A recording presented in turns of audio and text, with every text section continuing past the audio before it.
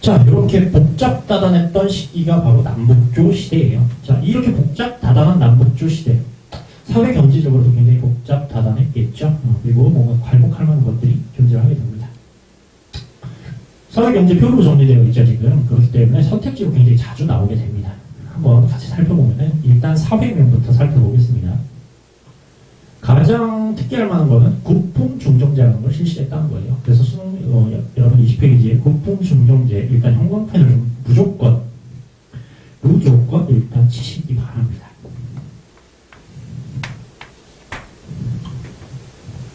무조건이라는 건 별표로 또 무방한 거겠죠. 한 2개 정도 쳐놓으시면 될 것 같아요. 그래서 국풍중정제 사실 위진 남북조의 사회 모습 중에서는 요것만 기억해도 거의 무방할 정도예요. 요거는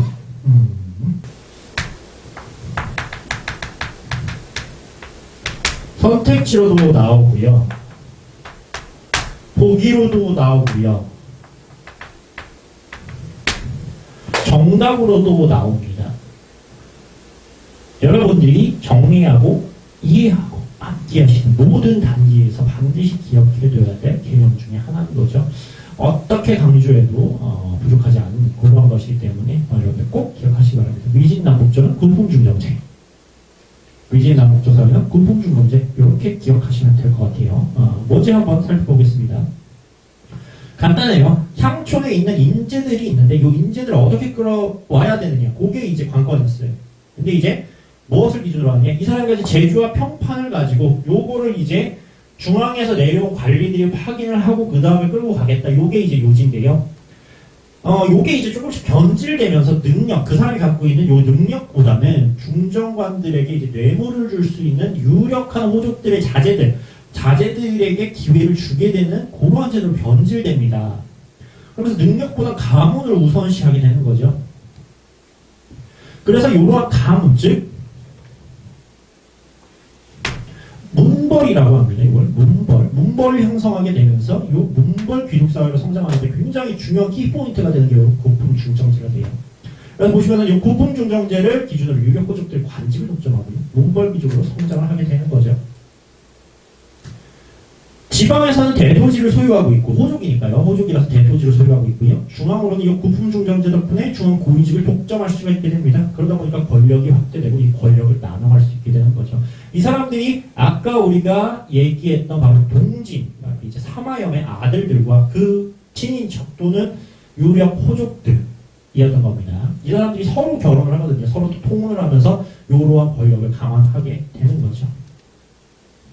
그래서 향촌의 인재는 여러분들이 호족이라고 이해를 하셔도 되고요, 요 가문은 문벌이라고 이해하셔도 되는 겁니다. 그래서 여러분들이 꼭 기억을 해놓으셔야 되는 자료가 있어요. 그게 바로 국풍중정제의 변질인 거죠. 아까 선생님이 얘기했던 거 있죠? 능력보다는 뭐다? 가문이다. 요거를 이제 보여주는 사료가 이제 요게 되겠습니다. 아까도 얘기했지만 수능, EBS 수능 특강 20페이지에 있는 자료고요. 그래서 요거는 한번 같이 살펴보면 좋을 것 같아서 한번 따로 실어놨습니다.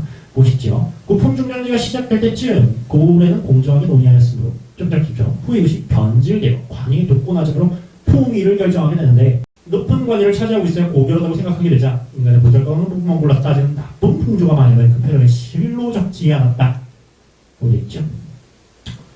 요 관위를 이제 판단하거나 능력이나 이런 것들을 판단하는 게 중앙에서 각 주연에 파견하는 중정관이라는 관리들이었어요. 요 중정관을 각 주연에다 두고 제주와 평판 등에 따라서 인재를 등용하는 게 원래 취지였단 말이에요. 원래 취지.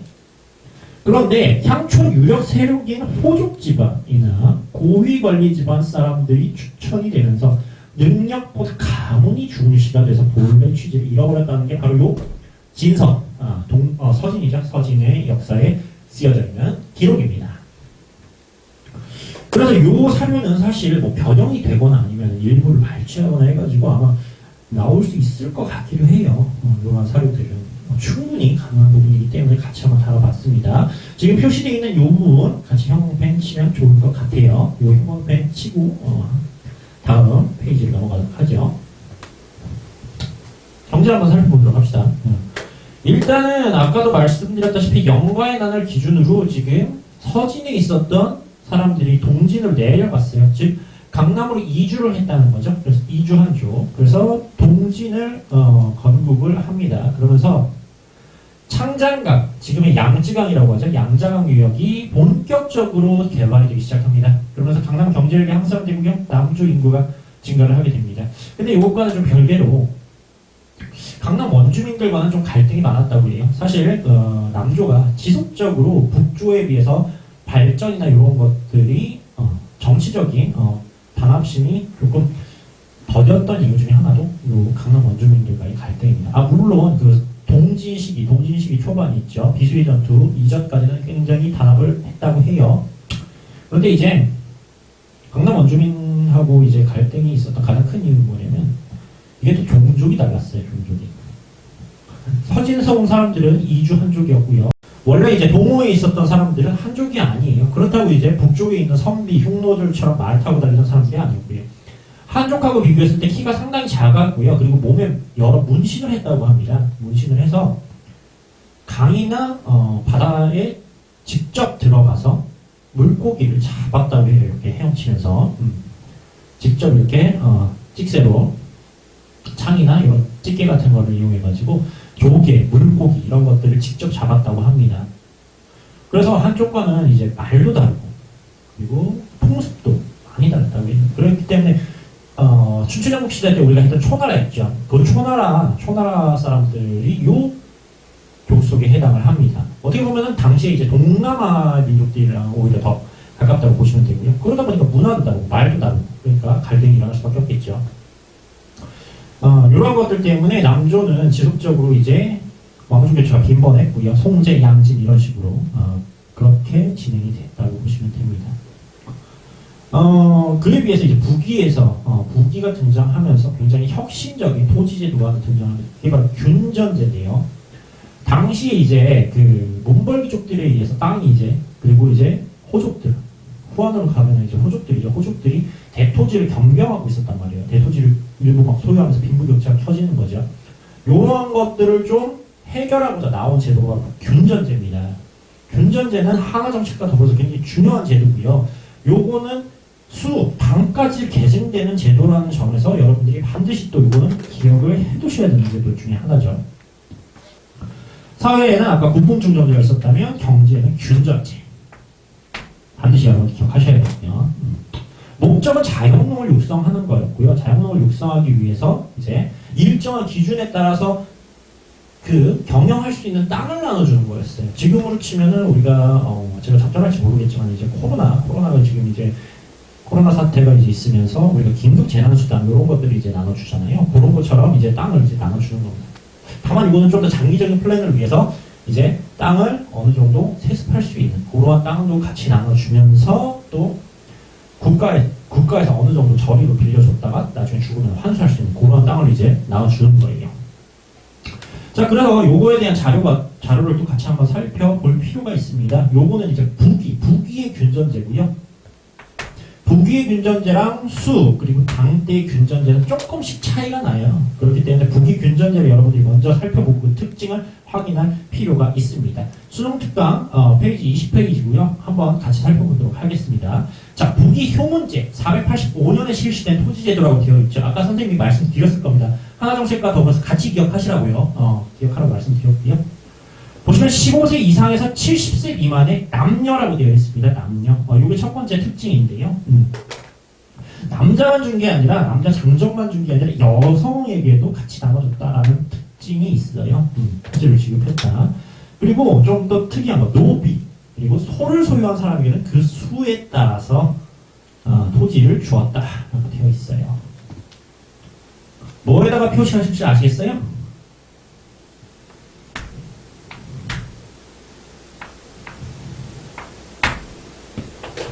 사실 노비는 그 노비에 비례해서 땅을 경영할 수 있으니까 그럴 수 있다고 치는데 소가 굉장히 좀 특이합니다. 동물을 소유한 사람, 소는 4마리까지를 물론 제한했지만은 동물을 그 이제 땅을 주는 기준에다 포함시켰다는 데서 굉장히 좀 특이한 건데요. 조금만 깊게 들어가면 사실 이거는 이 북위를 세운 종족의 특성을 사실 생각하면 조금 쉽습니다, 여러분. 아까 선생님이 설명할 때 북이는 어떤 족 속에 세웠다고 그랬죠? 선비족이죠, 선비족. 선비족은 한족이 아니죠. 북쪽에서 들어온 민족이란 말이에요. 말정생 이북에서 들어온 원래 말을 타던 유목민족입니다. 오호들 대부분 선비, 흉노, 저, 갈, 강 이 사람들은 대부분 유목민족이에요. 유목민족이기 때문에 사실 농경보단 목축이 더 익숙한 사람들일 겁니다. 그렇기 때문에 소도 어떠한 이제 노동력의 기준으로 요 균전제를 하는데 포함을 시켰다. 그렇기 때문에 유목민족의 약간 특징이다라고 여러분들이 생각을 하시면 조금 더 이해하시기가 편할 거예요. 자, 그러면은 유목민족에서 농경민족으로 이제 진화를 하게 되는 소와 당대가 되는 요 소에 대한 기준이 사라진다는 걸 여러분들이 확인을 해줄 수가 있겠죠. 이해돼요? 그래서 여러분들이 균전제가 좀 지금은 좀 쉽게 나왔기 때문에 안 나오는 경우는 있는데 동아시아사나 세계사 통틀었을 때 조금 만약에 동아시아를 어렵게 내겠다 그러면 요 균전제를 비교하는 것도 나올 수도 있어요. 그렇기 때문에 여러분들 북위의 균전제랑 나중에 이제 수당 때 나오는 균전제를 조금 실무 공부하실 때는 조금 비교해서 이해하실 필요가 있습니다. 그래서 한번 이렇게 체크를 좀 해봤어요. 사실 약간 선생님이 높아심일 수도 있는데 만약에 진짜 어렵게 나오게 된다면 그런 것들도 비교할 수 있기 때문에 한 번 정도 체크를 하시기 바랍니다. 자, 그래서 다시 한번 정리하면 사회 부분에서는 어떤 제도? 구품중정제입니다. 그리고 경제 부분에서는 북위의 균전제라고 기억을 하세요. 위진남북 쪽에서 북위의 균전제라는 거 같이 살펴봤습니다. 문화를 한번 이제 보도록 하겠습니다. 자, 위진남북조 시대의 문화는 당연히 이제 남쪽과 북쪽이 조금씩 다르겠죠. 남쪽은 아까도 북쪽부터 얘기할게요. 북쪽은 아까도 얘기했다시피 이제 유목민족들이 주가 됩니다. 그러다 보니까 굉장히 강건합니다. 그리고 한족 문화와 같이 섞이면서 호환융합적인 성격도 가지고 있어요. 국가적으로 기본적으로 한족들이 이제 한족을 지배해야 되는 입장이기 때문에 한족들이 이제 믿고 있던 유교를 존중하는 그런 모습들을 보여주고요. 하지만 실질적으로는 불교나 도교를 굉장히 숭상했다고 보시면 돼요. 남조는 일단 쫓겨나는 한족 왕조죠. 그렇기 때문에 한족 중에서도 귀족들의 문화가 굉장히 발달되어 있었습니다. 특히 도가적인 이제 정신세계, 정신사상들이 굉장히 발달을 하고요. 그러다 보니까 노장 사상이 가미된 청담 사상이 이제 지식인들 사이에 뿌리 내리게 되죠. 특히 이제 쫓겨난 왕조이기 때문에 현실 도피적인 경향이 굉장히 강하게 됩니다. 대표적인 걸로는 이제 중림, 칠연 등이 있죠. 거슬길을 나가지 않고 자연 속에서 같이 그냥 마음 맞는 사람끼리 살아가는 그러한 현실 도피적인 모습 보인다고 이해하시면 되겠습니다. 자, 그래서 조금 더 자세히 들어가서 종교부터 한번 보면은요.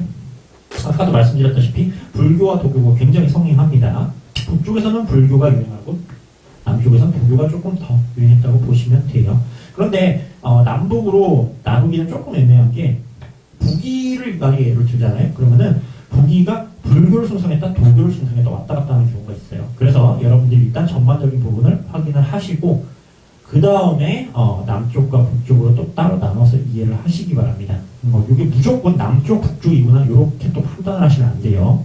대부분 그렇게 나오겠지만 또 약간 꼽아서 내면은 안 그런 경우도 있기 때문에 그렇게 한번 먼저 살펴보도록 하겠습니다. 자, 일단 불교입니다. 불교는 일단 북쪽 황실에서 후원하는 경우가 굉장히 많았어요. 그래서 북이 문성제 같은 경우에는 대규모 석굴사원을 조성하기 시작하죠. 자, 그리고 이제 불교가 융성을 하는데 여러분들 사실 불교는 원래 중국 토착 종교가 아니죠. 우리가 되게 이제 위화감이 없어가지고 그게 이제 가끔 까먹는 경우가 있는데 불교는 원래 중국에서 발현한 종교가 아닙니다, 여러분. 어디서부터 발현한 종교였어요? 인도죠. 인도 석가모니 고다마 시다르다가 처음 이제 발현한 종교란 말이에요. 그게 이제 우리 비단기를 통해서 한때에 처음으로 이제 들어오기 시작을 해서 이렇게 위진남북조 시기에 이제 발행을 한 거예요. 그러다 보니까 요때쯤 돼서 이제 한자로 불경을 번역하는 한역 불경이 이제 생기기 시작합니다. 그리고 이렇게 불교 연구가 심화되다 보니까 불교 미술도 더불어서 발달을 하게 되는 거예요. 그게 이제 대표적인 게 아까 말했던 원광공원 석굴이고요. 자, 그리고 이제 요걸 연구하는 승려들도 이제 많이 등장을 하게 되겠죠. 특히 불교의 원형이었던 어디? 서역, 인도 이 지역을 직접 가게 되는 승려들도 생기게 되는 거예요. 그래서 요 법편이라든지 구라마습 같은 요 승려들이 서역, 인도나 중앙아시아하고 왔다 갔다 하면서 문화 교류도 이제 활발하게 일어나게 됩니다. 법편 같은 경우에 이름만 딱 봐도 중국 사람인 걸 알겠죠. 그래서 중국에서 인도로 유학을 가게 되고요. 구라마습 같은 경우에는 이름이 좀 특이하잖아요. 그죠? 요렇게 보통 이렇게 특이한 이름들을 가진 사람들은 인도나 아니면 중앙아시아에서 온 경우가 많습니다. 원래는 그러니까 요게 인도어거든요. 쿠라마스타 뭐 이런 식으로 원래는 산스크리트 이런 거예요. 산스크리트어, 인도어거나 그런 건데 그런 걸 이제 한자로 가차하다 보니까 요런 이름이 이제 등장이 되는 거죠. 그래서 이 사람이 인도에서 중국으로 이제 들어온 그러한 승려가 있는 거죠. 요런 사람들을 서역승이라고 보통 하거든요. 서역승이라고 하는데 여러분들은 요 승려들을 통해서 서역과 문화교류가 굉장히 적극적으로 이루어졌구나. 그것만 기억하시면 될 것 같습니다. 자, 우리가 이런 문화교류를 확실히 알 수 있는 게 이제 동굴, 벽화와 이제 석탑 그리고 불상들이죠. 그런 것들이 나오는 게 이제 원광공원이고요. 그보다 앞선 게 바로 둔왕의 막고굴이라는 곳입니다. 이 둔왕 막고굴은 아까 말했던 그 점진시기 있죠. 북연이 있던 점진시기부터 당나라 측천무 때까지 지속적으로 지어졌다고 그래요. 그래가지고 이 동굴 사원이죠. 동굴 사원의 형태로 지금 이렇게 지어져 있는데 이미 측천무 시기까지 1000개의 불상이 제작되었다고 해서 천불동이라는 이름으로 불립니다. 여기서 굉장히 다양한 동굴벽화들이 등장하는데요. 장건의 서역기행도 여기에서 처음 발견이 돼요. 지금 이 막고굴은 세계문화유산 중에 하나고요. 1987년에 발견이 되죠. 그래가지고 서역과 중국의 이제 문화교류, 특히 그리고 사막길을 증명하는데 굉장히 많은 자료들을 보여주는 그러한 이제 동굴이라고 보시면 됩니다. 그리고 이게 이제 평성지역에 있던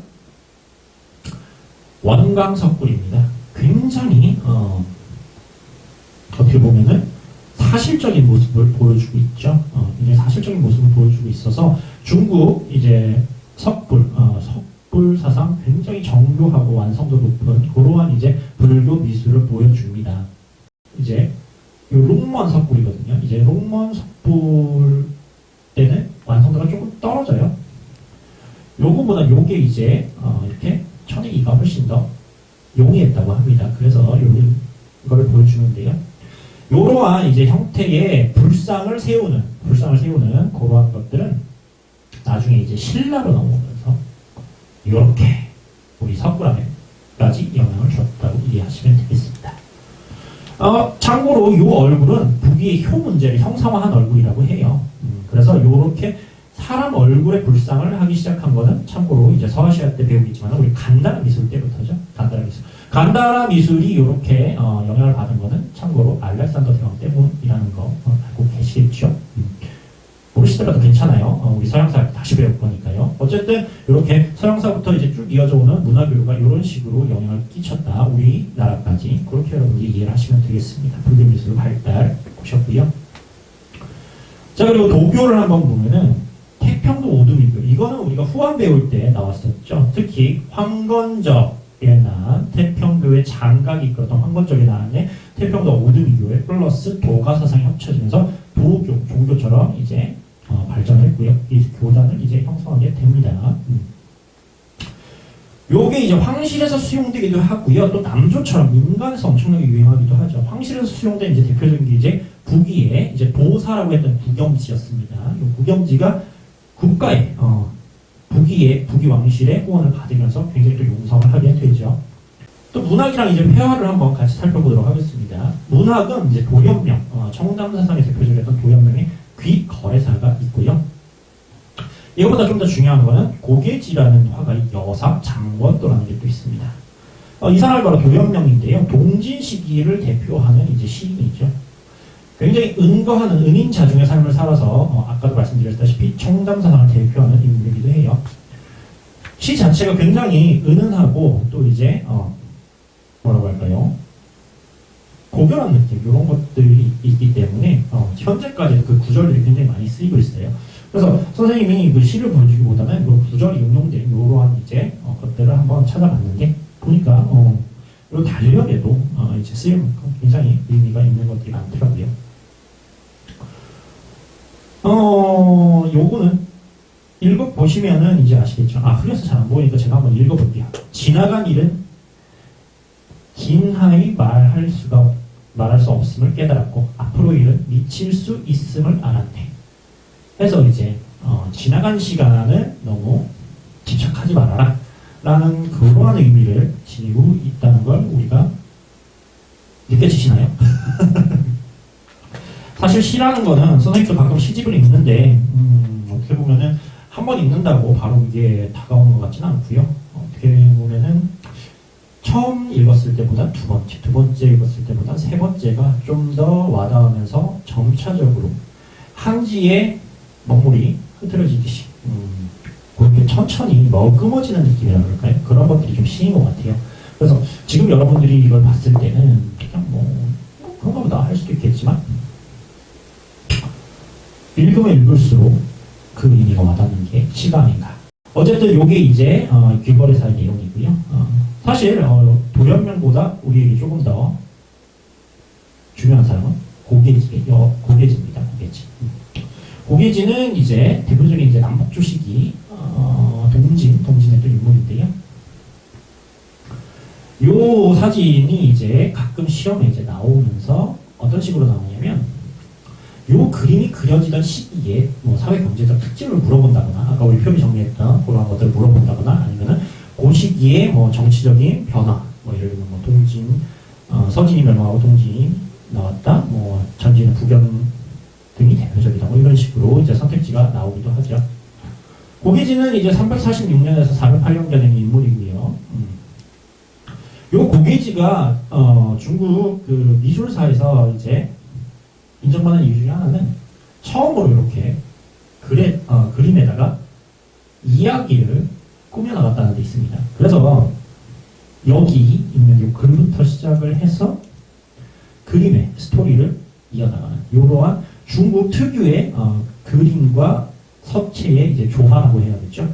그러한 이제 화풍을 처음으로 만들어낸 게 바로 고계지입니다. 일설에 의하면은 이 고계지 같은 경우에는 그림 실력이 너무 뛰어나서 인물이나 이런 걸 그리면은 눈을 일부러 그리지 않았다고 합니다. 그래서 사람들이 아니 왜 그림 자꾸 눈을 일부러 안 그려서 그 이완선의 그림을 그리나 했더니 한 번은 어떤 사람에게 부채의 그림을 그려주면서 그 이제 인물을 또 그렸겠죠. 그 인물의 눈을 그려줬다고 합니다. 그래가지고 이제 부채를 들고 가는데 그 사람이 이제 다리를 건너는데 이보게 하는 소리가 들리는 거예요. 뒤를 돌아봤는데 아무도 없어요. 이보게 또 들리는 거예요. 그래가지고 또 살펴보는 거예요. 근데 뒤에 아무도 없는 거예요. 그래가지고 뭐야 이러는데 여기야 하고 보니까 내 뒷주머니 쪽에서 소리가 나는 것 같아. 그래서 부채를 꺼내서 펼쳐보니까 야 이 사람아 내가 지금 계속 불렀잖아. 딱 그래서 깜짝 놀란 거죠. 소름기가 여기서 다 났다라는 일화가 있습니다. 결국에 그 눈을 그리면 마치 살아있는 사람처럼 변할 수 있다. 지금으로 치면 3D 기술이죠. 그렇게 엄청나게 뛰어난 필력을 지녔다라고 하는 게 당시 이제 고계지에 대한 미술평이었어요. 그만큼 뛰어난 인물이었다는 거죠. 중국 미술사적으로도 이러한 화풍을 정립한 인물로 여러분들이 기억을 하시면 되겠습니다.